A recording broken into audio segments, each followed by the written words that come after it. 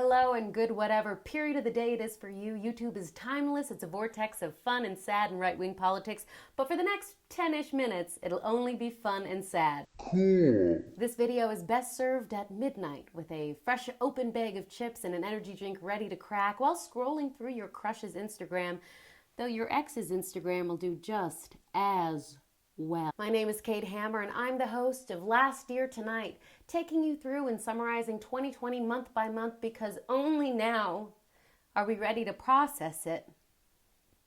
And even then it hurts. I don't tell my doctor I'm doing this because my heartbeat has been irregular and I'm starting to say shit like, there is no future tense. Let me cut my own bangs in present tense peace. That's right, I've mulliganed myself, and I'm awaiting a son of Mumford to appear below my window so I may let down my very fragile hair. And I know what you're thinking. Go Marcus or go home. But do you really think Rapunzel had standards? She met one guy. Cool. Due to our being chronological simps, this inaugural episode will cover January and we will placidly plow on to February next time as the top gods intended.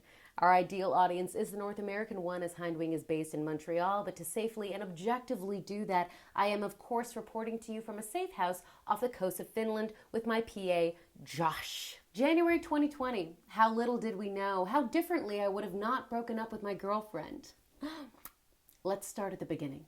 New Year's Eve in Montreal, a night so bitter cold and bittersweet. An egotistical display of fireworks constantly go off in the background, and people pay attention for longer than they want to, refusing to admit that explosions in the sky just don't do it for them anymore, both the thing and the band. Uncalled for. In Hindwing's hometown, everyone is naively polyamorous, making out with everyone's partners. Someone coughs and you laugh. Gross, man, but you still make out with them. You still make out with them. It was a time of possibility. This is gonna be my year, everyone lied. I'm finally gonna do the thing, they tried to convince themselves. Da Melnyk, they laughed. It was good. It was French good. One unnamed Hindwing staff member did have explosive diarrhea the next day, which resonates as a foreshadowing for the year to come. Too small to be taken seriously at the time, now viewed as one of the darkest omens imaginable. If you think hard enough, we all had explosive diarrhea that New Year's Day. Inside of us. The diarrhea was inside of us the whole time. I am getting word that I will need to stop saying diarrhea, so moving on to a brief recap of the basics. Recap, Josh? Come on. My personal plant count was a reasonable 17. I received approximately 21 hugs and 3 kisses that month, all on New Year's Day from 2 friends and 1 sexy enemy. My ADHD remained undiagnosed because I had not yet seen that tweet about losing food in your own fridge, and my therapist was too busy talking about her mom.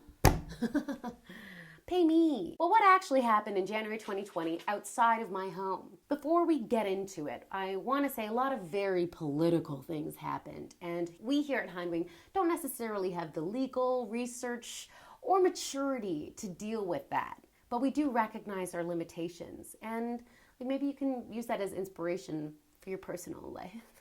I can, however, and will say that Justin Trudeau is the kind of guy who invites you out to a restaurant that you don't actually want to go to, and he orders a lot of food and then asks you to split the bill at the end, like evenly. And then he'll say it's your birthday just to get free cake, but he'll eat most of it. Justin Trudeau is the kind of guy who shampoos and then thinks that's the end of the shower. Justin Trudeau is the kind of guy whose dad is Fidel Castro. Like, I joke, I kid, I could never take the Canadian Prime Minister on, the failed Gillette model himself, unless it was in a strictly physical fight and there were no rules against biting. Moving on. On January 1st, 2020, Palau became the first country to ban sun creams containing ingredients that are harmful to marine life. Hopefully next year they can ban Josh, the man so oily he has to hold a boom mic like he's pulling a ribbon out of his shirt pocket. God, these mime classes paid for themselves. I'll stop making the jokes when you shower. January 5th marked the Golden Globes, where Best Picture went to 1917, the epic, directed by Sam Mendes, filmed to look like one single continuous shot, which is funny because it is best viewed with one single continuous blink. Sam Mendes notably made no mention of his blood relation Shawn Mendes, the Justin Timberlake of Canada, and our second go at Justin Bieber. We're gonna get it right this time. On January 6th, a new case was brought against disgraced Hollywood mogul Harvey Weinstein. In good news, no one cares about Harvey Weinstein anymore. Can we forget about more bad men? I'll start.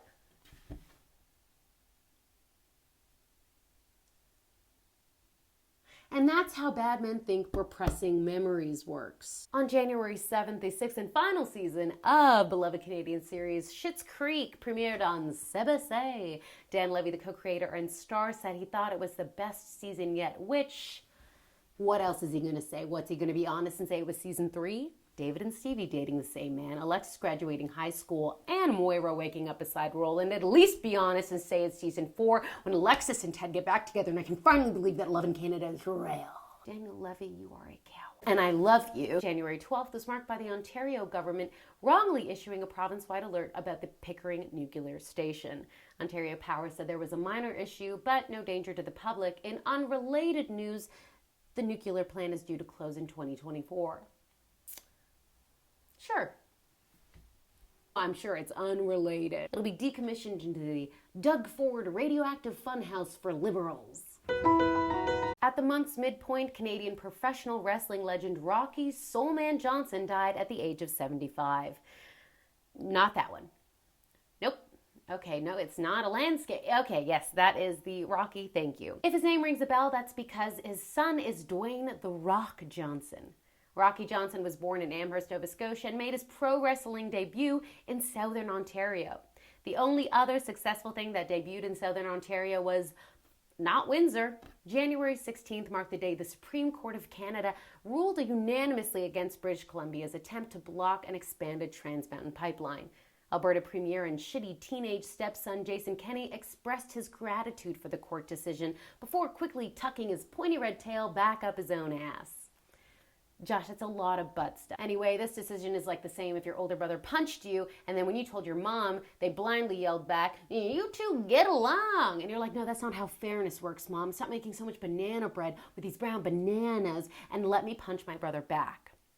At least the court turned down a third, very small pipeline proposed to bring Jason Kenney's urine straight onto BC anytime he wanted to rub it in or rub one out. Jaw. Also on the 16th, former Prime Minister Stephen Harper resigned as director of fundraising for the Federal Conservative Party. Sources say the decision was linked to Harper's concerns that he occupies too large a role in the party's operations. It only took 9 years to come to that conclusion, 15 years too late.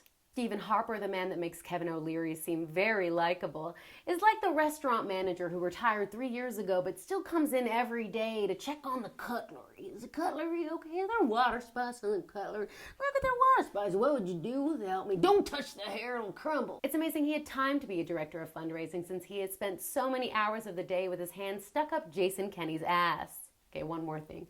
Stephen Harper, Prime Minister, voted most likely to have a Dorian Gray thing going on, but he doesn't even know how to use it. That or the painting got overloaded with so much evil, like, there's only so bad a painting can look. And that's what I call a zinger.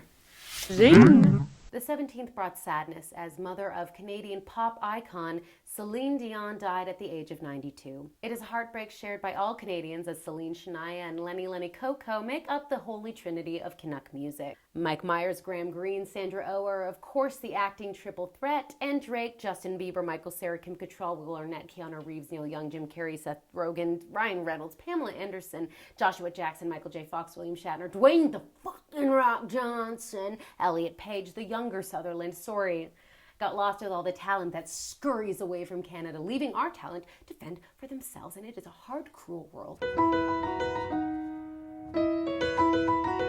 All I want is for Celine Dion and Melinda Gates and Mackenzie Scott to just become like a triple threat best friends, and they can be ultimately powerful women together.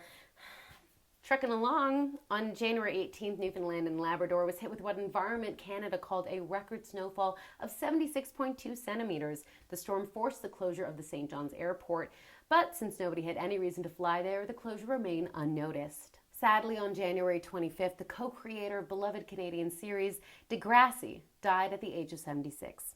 He was also the creator of The Kids of Degrassi Street, Degrassi Junior High, and Degrassi High. What unfortunately remained unproduced was Degrassi University, Degrassi Midlife Crisis, Degrassi Everyone Gets Divorced, Degrassi Seniors Home Gone Wild, and Degrassi forcing Drake to come back for a reunion episode. This time, it's personal. Speaking of Drake, which at any given moment who is not, Canadians Drake, Shawn Mendes, Jessie Reyez, and the indigenous group Northern Cree were all shut out of the Grammys. Billie Eilish took home 6 Grammys in total, which must have been hard for her to carry. That's right, William Eyelash performed the biggest Canadian shutout since the War of 1812, and that is a historical joke. Historical joke. Come on, Grammys, we burnt your house down once, and I will do it again in the name of Jessie Reyez. I will burn your house to the ground. The white one. In a wild display of knowing how to use technology, Ontario MP Aaron O'Toole officially launched his campaign for the Conservative Party leadership with a video posted online on January 27th. Asking literally anyone, they said, "Another unlikable white guy, eh? Really going for that again." Is the definition of insanity doing the same thing again and again and expecting different results? Or is that just the definition of the Conservative Party? Look, the Tool jokes are too easy here. I mean, my last name's Hammer. This is my arena. But this guy's not even good enough for those lowly puns. The one thing for sure is this guy does not have a Dorian Gray thing going on, okay? He looks bad. Though maybe he's Stephen Harper's portrait, because he's got those like beady little eyes that follow you no matter where he looks. Aaron O'Toole looks like coffee whitener personified. A Chick-fil-A in human form. Extra racist. He's the tuna sandwich at the gas station, an upsettingly Bill Murray adjacent type man that makes babies cry. To be honest, it is my worst fear that the Conservatives finally elect a somewhat likable female leader because they might actually win. And that is no joke. No joke. We get one a show. We get one no joke a show. And if you thought there were no jokes before this, they were actually jokes. I'm sorry. 2021 is so hard. 2020 was also hard. That same day, federal prosecutors formally requested to speak to Prince Andrew as part of their investigation into his BFF, Jeffrey Epstein. Although Andrew said he was willing to help law enforcement, U.S. attorney said that the prince had provided zero cooperation, much like my exes when I request information about why they broke up with the perfect woman. Josh, why am I so lovable? I think it's my eyes. I think that's why I'm so lovable. The stare won't quit. The European Parliament approved the departure terms of the UK from the EU on January 29th. The withdrawal agreement ended Britain's 47-year membership, and legislators mixed warm words with harsh warnings to Britain not to seek too many advantages during trade talks. Mixing warm words with harsh warnings. EU, I think you're flirting. Papa Europe doesn't want you to go. They were just kidding. They don't know how to love. Britain was last seen eating a giant pint of chocolate chip ice cream and watching anything with Hugh Grant in it other than the Gentleman movie because he's mean in that and his glasses make him unfuckable. For more on this, we go to Stephen Finley. Whoa, coming live from the Houses of Parliament. Brexit is best viewed through a loose bake-off metaphor that never really works. So the EU is a flapjack. It's oaty, it's got honey goodness in it that's so easy to make with all the richness of diverse investment portfolios, but that wasn't enough for Britain. All the wealthy wanker bankers from England wanted millionaire shortbread. So instead, we got a slimy, gangrenous Victoria Sponge. Thank you, Boris. The Alaska of Europe. The UK was force-fed lies about the State of the Union, which actually survives on a pastry chain called Greggs. There he is. Say goodbye to fancy signature challenges and hello to greasy mass-produced sausage rolls. The pork's from Poland and the grease is from Boris's forehead. Instead of Bakewell tarts we were tempted with, Brexit became one big fuck-off souffle. We were manipulated like a pastry on one of Paul Hollywood's pies, where they don't give you all the instructions to bake it, so you end up with a soggy bottom. Much like the popular James Acaster episode, I started making it, had a breakdown, bon appetit. Our great empire has only one thing to boast about now, the hollow, empty shell of a bake-off tent. The cameras are on, but nobody's home. This has been Stephen Finley, staring at a stained mattress of a political system, and that's the way Britain fucked it up. Back to you, Kate. Thank you, Stephen. Hereditary chiefs and supporters of a BC First Nation filed a new complaint against the RCMP for an illegal checkpoint. The RCMP said the checkpoint was a measured response that reflected the need to prevent further escalation of the situation. It's like they never looked in a fucking mirror. Goddamn eyes. And why would there be any reason not to trust the RCMP? If you look at their past, there doesn't seem to be anything. Oh, disband yourselves, you aggressively large-thighed demons. Topical alert, what will Elon Musk and Grimes call their child? Honestly, I can't care about this. If it's a girl, Gregory. If it's anything else, Swamp. Moving on. Where are we at with COVID? Yes, that's right. It's the most dreaded section of this broadcast, and you are right. We will be keeping it short. On January 4th, the outbreak began, and on the 25th, Canada had its first case. 5 days later, the WHO declared a state of global health emergency, and then that's all that happened, and we were making jokes about it on Twitter. Haha, we believed ourselves to be invincible. We thought we were gods. On that note, let's check in with our Vibe Master. Vibe Master, where are we at for January 2020? Thank you so much, Vibe Master, for embodying what is naive forlorning. Now let's take a break to enjoy the tall cup of water that is Meme of the Month. Taking us through the meme is our very own Solly K. This month's meme of the month this month is Bernie Sanders. Once again, I'm asking for. I give it an 8 out of 10. Back to you, Kate. Aw, look at that meme. What a good meme. Remember those times?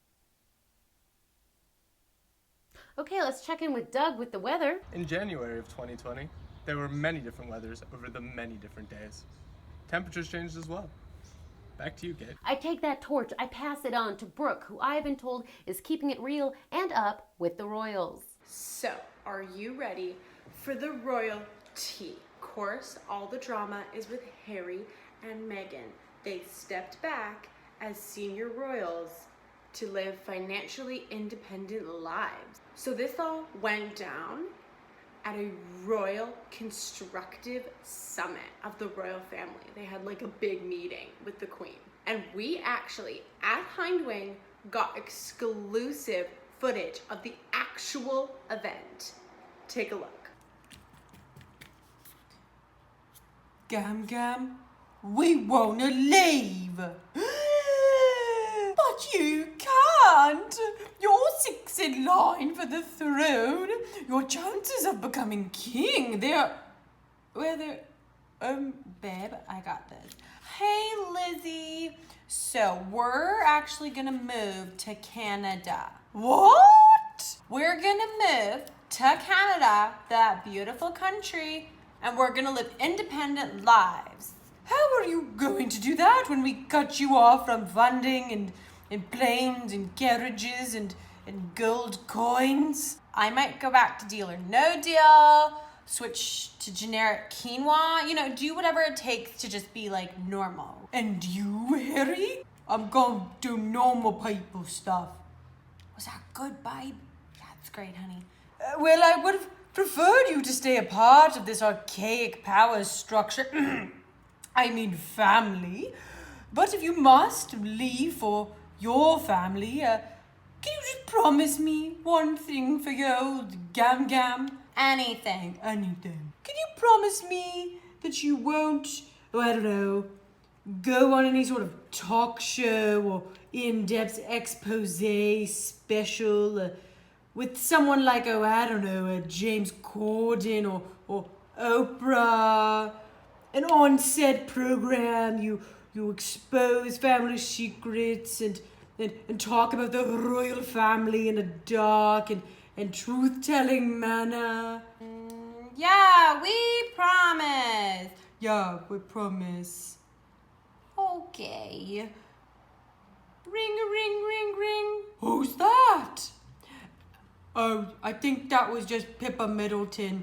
She butt dialed me because, she's got the famous bum. Isn't that crazy how we got that? Thank you for tuning in and hearing the royalty. Back to you, Kate.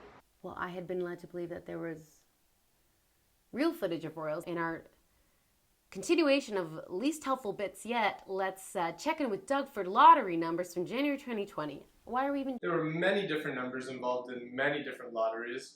My favorite is 6. Thank you, Doug. And Alo, I'm tossing the can in your pan. Who are we and how are we doing? Hey, this is Alo, checking in on the introverts and extroverts for a little circle. Circling in with this chart on happiness levels over time. As we look, these extroverts, there's a peak, there's an increase. And with these introverts, I was hoping for a peak in happiness, but it was more of a decline, more of an oh face. But if we flip it, no, you can't flip graphs. So what's the takeaway here? Extroverts are doing something that's happy, and introverts not doing so well. Why? I don't know. It's just a chart. Thank you. Josh, what was your favorite part of being outside? What did you like most about it? The toilets? Like porta potties? No, you're not supposed to like them. Like everyone, we accept them for what they are, but deal with them, we don't. You like the smell. You breathe through your nose on purpose? We have Lisa Joan, a real person, breaking the time continuum from January 2020. Hi, Lisa. Hi, it's so good to be here. Thanks for having me. Lisa, tell me, how are you doing? What's new? Oh, well, in January, new year, new me, and a new show. I just cast my new romantic comedy. It's a musical. Oh, it's going to be a real blast. When's that set to be released on stage? Oh, it's going to be in April. And have you ever thought of pivoting, doing a sharp pivot to online? Oh, God, no. I am not tech savvy at all. I am a live theater girl through and through. Online, no thanks. Tell me, how does it feel going outside? It's fine, a little cold, but... What do you do when you're outside? I go to work. I go to rehearsals. My friends and I like to get together once a week and just hang out, do whatever we want, really. You guys give each other hugs when you hang out? They're my friends. Yeah, we hug sometimes. Can you just describe that to me? I mean, I just wrap my arms around them and maybe give a little squeeze. It depends on the person, I guess. Yeah. How long do you hold them for? These are weird questions. I guess 3 to 5 seconds. Again, depends on the person. Look, I know I'm not supposed to mess with the space-time continuum, but I would say maybe suggest more hugs and more longer, more time and more. What are you talking about? And where can we get tickets to your event? You can get tickets at taxidermytim.com. You're sure about the online thing? You're sure about the online thing? Not even like one performance online? No, stop asking me that. Okay. Well, thank you so much, Lisa. Yeah, best of luck with everything. That poor woman. No more talking to people from the past. It doesn't help. It's not healing. Doug, hit me with some traffic reports. I really don't see how this is helpful. Back to you, Kate. Wow. What a month. What a sense of security we had back then. I had a job. I didn't like it, but I had it. And now here I am, one step closer to shaking off the capitalistic chains and 2 steps closer to marrying a son of Mumford. Comrades, we would rate this month a 7 out of 10 with a hang loose gesture and a slow, shaky wink. This has been Last Year Tonight, and I've been Kate Hammer. I still am Kate Hammer, but who knows what the future holds? Because there is no future tense. This is Hindwing, signing out. If I could turn back time, if I could find a way. Cher's not Canadian enough. Cher's not Canadian enough for me. No, who's not Canadian enough for me? Cher. Vive le Quebec.